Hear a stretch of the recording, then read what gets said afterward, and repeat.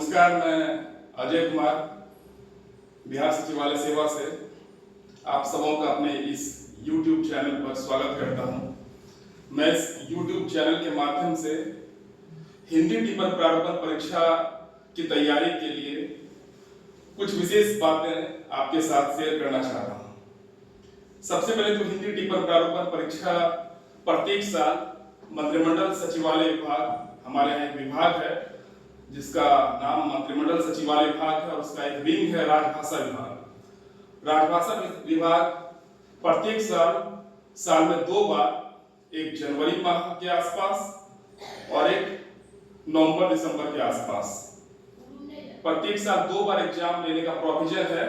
Exam लिया भी जाता है। हालांकि 2-4 साल पहले का जो उदाहरण मिलता है कि मात्र एक ही बार साल में एग्जाम लिया जाता था, लेकिन पिछला अगर आप देखिएगा तो 2023 में भी 2 बार एग्जाम हुआ है। 2024 में पिछला अप्रैल 2024 से एग्जाम हो चुकी है, जिसका रिजल्ट भी प्रकाशित है और अगला एग्जाम 20 अक्टूबर 2024 को होने जा रही है। इस संबंध में मैं सबसे पहले हिंदी टिप्पण प्रारूपण परीक्षा को लेकर के क्या क्या तैयारियां आपकी होनी चाहिए, उस तैयारियों का जिक्र करता हूं। सबसे पहले मैं प्रीवियस ईयर क्वेश्चन बैंक को देखते हुए यह बात आपको कहना चाहता हूं कि इसमें सवाल किस टाइप के आते हैं, कौन कौन सवाल आते हैं, किस टाइप के, क्या नंबर रहता है, कितना पास मार्क्स रहता है, इसको पास करना क्यों जरूरी है, इस सब पर बात कर लिया जाए। सबसे पहले कि ये पूरा 100 नंबर का परीक्षा होगी। 100 नंबर की परीक्षा में 40 नंबर आपको पास करने लाना है, बस केवल पास करना है। यह एक डिपार्टमेंटल एग्जाम है, यह एक एकेडमिक या एक कंपटीशन का एग्जाम नहीं है। बस एक आप हिंदी में योग्य हैं, हिंदी की तैयारी, हिंदी में अच्छा लेखन लिख सकते हैं, क्योंकि बिहार की राजभाषा हिंदी के रूप में है। बिहार में सारे सरकारी काम हिंदी भाषा में होते हैं, इस कारण से हिंदी एग्जाम पास करना महत्वपूर्ण हो जाता है। और जब तक आप एग्जाम पास नहीं करिएगा, आपको जो सालाना वेतन वृद्धि, जिसको आप इंक्रीमेंट कहते हैं, वो नहीं लग पाएगा। सेकेंड, अगर आप एग्जाम पास नहीं करते हैं तो प्रमोशन जब आपका होने वाला होगा तो उस प्रमोशन में भी आपको समस्याएं आ जाएंगी। तीसरा, सेवा संपुष्टि सर्विस कंफर्मेशन आपका नहीं हो पाएगा। तो बहुत जरूरी चीज है हिंदी टिप्पण प्रारूपण एग्जाम पास करना, और बहुत ही इजी सिलेबस है। अगर आप 2-4 दिन का वीडियो मात्र देख लीजिएगा तो निश्चित रूप से आपके एग्जाम में उत्तीर्णता का प्रतिशत काफी बढ़ जाएगा। मैंने देखा है कि लगभग 500-600 स्टूडेंट हर एक डिस्ट्रिक्ट से अपीयर होते हैं, लेकिन उसमें मात्र 200-250 ही स्टूडेंट पास कर पाते हैं। 200-250 ही सरकारी कर्मी पास कर पाते हैं, जबकि बहुत इजी व्यवस्था है। मैं उस पर बात करूंगा, आप ध्यान से इस पूरे वीडियो को देखिए। तो मैं आपको सिलेबस के रूप में पहला बताता हूं कि यह एग्जाम 3 कैटेगरी में होता है। पहला, गस्टेड ऑफिसर्स के लिए, राजपत्रित पदाधिकारियों के लिए। दूसरा, अराजपत्रित पदाधिकारियों के लिए। तीसरा, हिंदी लिखने पढ़ने वाले, योग्यता रखने वाले परीक्षार्थियों के लिए। गस्टेड आप समझ रहे हैं, गस्टेड जिसका गजट द्वारा प्रकाशित होता है वो आपकी गस्टेड हो गए।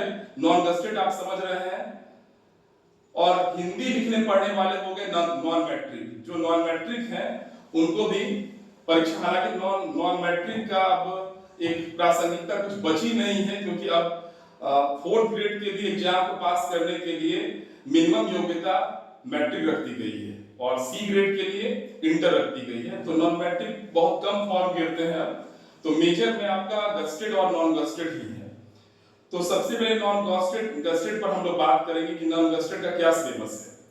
नॉन गस्टेड का जो सिलेबस है उसमें पूरा पूर्णांक जो होगा, टोटल मार्क्स 100 नंबर का होगा। मैंने भी आपको तुरंत बताया है कि यह एग्जाम मंत्रिमंडल सचिवालय विभाग का एक विंग है राजभाषा विभाग। राजभाषा विभाग द्वारा लिया जाता है और राजपत्रित श्रेणी के परीक्षा में जो पूर्णांक होगा वह 100 नंबर का होगा। 100 नंबर में आपको 40 नंबर पास करने के लिए रखा गया है। अगर आप 40 नंबर लेते आते हैं तो आप एग्जाम क्वालिफाई कर गए, आप पास कर गए और उसका एंट्री आपके सर्विस बुक पर हो जाएगा परीक्षा फल प्रकाशित होने के बाद, जो कि आपके प्रमोशन में काम देगा, इंक्रीमेंट में काम देगा, सेवा संपुष्टि करवाने में काम देगा। तो सिलेबस में पहला जो क्वेश्चन होता है इसमें, अगर आप प्रीवियस ईयर का क्वेश्चन का अध्ययन किए हैं या कभी एग्जाम भी दिए होंगे तो आपको पता होगा। पहला क्वेश्चन इसमें होता है कि एक पत्र प्रारूप आपको लिखना होगा। पत्र प्रारूप जैसे कि एग्जाम्पल के रूप में मैं एक क्वेश्चन पर बात करूंगा। लेटेस्ट क्वेश्चन है, अभी आपके यहाँ दुर्गा पूजा पर्व मनाया गया है। तो एक प्रधान सचिव गृह विभाग की ओर से सभी डीएम को, सभी जिला पदाधिकारी को एक पत्र लिखना है जिसमें दुर्गा पूजा को लेकर के विधि व्यवस्था में कोई तरह की समस्याएं ना आवे, उसके संबंध में कुछ सुझाव आपको सारे डीएम्स को देना है और इसके एक पत्र प्रारूप के माध्यम से आपको सभी डीएम को लिख देना है। कैसे लिखिएगा इस पर हम बात करेंगे। तो यह जो प्रश्न होगा यह प्रश्न 30 नंबर का होगा। एक प्रारूप 30 नंबर। दूसरा एक टिप्पणी लिखना पड़ता है। टिप्पणी को मैं इसी क्वेश्चन को टिप्पणी के रूप में क्वेश्चन बताता हूं कि आप एक कार्यालय में एक सचिवालय सहायक के पद पर हैं या सहायक प्रशाखा पदाधिकारी के पद पर हैं, आपको एक टिप्पणी लिखना है जो कि प्रधान सचिव के नाम से होगा कि आप आगामी दुर्गा पूजा के मद्देनजर विधि व्यवस्था के संबंध में एक टिप्पणी प्रस्तुत करें जिसमें कि आवश्यक निरोधात्मक और सतर्कता मूलक कार्रवाई के संबंध में उसका विस्तृत उल्लेख किया गया और यह टिप्पणी में आप लिख दीजिए। यह भी 30 नंबर का होगा। पहला क्वेश्चन प्रारूप हो गया, दूसरा क्वेश्चन टिप्पणी हो गया, तीसरा क्वेश्चन एकेडमिक परीक्षा की जब तैयारी आप करते थे या कॉम्पिटिशन की तैयारी जब करते थे तो आपको वाक्य शुद्ध करना मिलता था। तो वाक्य शुद्ध करना व्याकरण का चीज है, आप इसे अपने से कर सकते हैं। यह वाक्य शुद्ध करना कुल 15 नंबर का होगा। चौथा क्वेश्चन आपका संक्षेपण होगा। संक्षेपण भी आप हिंदी व्याकरण में पढ़े होंगे और संक्षेपण के साथ अथवा में इंग्लिश टू हिंदी या हिंदी टू इंग्लिश एक पैराग्राफ मिलेगा आपको, उसको हिंदी से इंग्लिश में आपको कन्वर्ट करना है। तो यह आपका कुल 25 नंबर का होगा।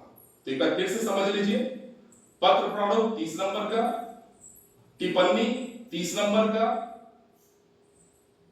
वाक्य को शुद्ध करना 15 नंबर का और संक्षेपण अथवा हिंदी टू इंग्लिश 25 नंबर का, कुल 100 नंबर हो गया। अब इस बात को ध्यान रखना है कि संक्षेपण निश्चित रूप से आप कर ही लेते हैं, फिर भी मैं संक्षेपण पर एक अलग वीडियो बनाऊंगा तो उसे आप देख सकते हैं। हालांकि संक्षेपण बहुत बड़ी चीज नहीं है, आप संक्षेपण जानते हैं। वाक्य शुद्ध करना भी आप जानते हैं, वो व्याकरण का चीज है। मैं इस पर कुछ भी प्रक्रिया अपनी व्यक्त नहीं करना चाहता हूं। सबसे महत्वपूर्ण जो है, अब सरकार भी इस बात को समझती है कि आप एक योग्य सरकारी कर्मी के रूप में कैसे अपने आप को स्थापित करिएगा, उसके लिए हिंदी का लेखन क्षमता आपके अंदर अद्भुत होनी चाहिए। एक आत्मभारित टिप्पणी होनी चाहिए, लिखनी होनी चाहिए। दूसरा एक आत्मभारित पत्र प्रारूप आपको लिखना होगा। तो जब तक आपके पास वर्ड शब्दों का स्टॉक नहीं होगा, वो भी सरकारी शब्दों का स्टॉक, बहुत महत्वपूर्ण बात मैं कर रहा हूं कि वर्ड आपके पास है लेकिन इस वर्ड में अब सरकारी शब्दों का इस्तेमाल किया जाएगा। तो सरकारी शब्द और सरकारी कार्य प्रणाली किस प्रकार की है, पत्र प्रारूप आप किस प्रकार से लिखेंगे, उस पर भी मैं बात करूंगा। तो सिलेबस मेरे ख्याल से आप समझ गए होंगे। सिलेबस में पत्र प्रारूप 30 नंबर का, टिप्पणी 30 नंबर का, वाक्य को शुद्ध करना 15 नंबर का, संक्षेपण अथवा हिंदी टू इंग्लिश पैराग्राफ या इंग्लिश टू हिंदी पैराग्राफ यह आपका 25 नंबर का, कुल 100 नंबर का पूरा पूर्णांक होगा, जिसमें कि आपको मात्र 40 नंबर लाना है। मैं यकीनन आपको कहना चाहता हूं कि अगर आप टिप्पणी और पत्र प्रारूप अच्छे तरीके से लिख दिए, जो फॉर्मेट है, सरकारी फॉर्मेट जो होता है, जो सरकारी दस्तावेज को लिखने का तरीका होता है, उस अनुसार से अगर आप लिख दिए तो आपको तीसरा क्वेश्चन वाक्य को शुद्ध करना, संक्षेपण वगैरह आप नहीं भी बना पा रहे हैं तो भी आपके पास होने की दर काफी ज्यादा हो जाएगी।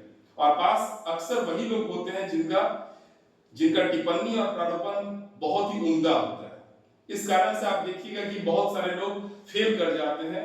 ये इसलिए हो जाता है क्योंकि वो लोग संक्षेपण लिख देते हैं अच्छे से, वो लोग वाक्य को शुद्ध करना लिख देते हैं, लेकिन कहीं न कहीं टिप्पणी और प्रारूप को सही ढंग से नहीं लिख पाते, जिसका खामियाजा उनको भुगतना पड़ जाता है।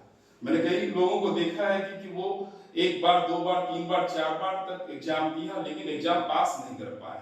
तो इसके पीछे एक सिंपल सा रीजन है कि आप टिप्पणी और प्रारूपण पर मेहनत करें।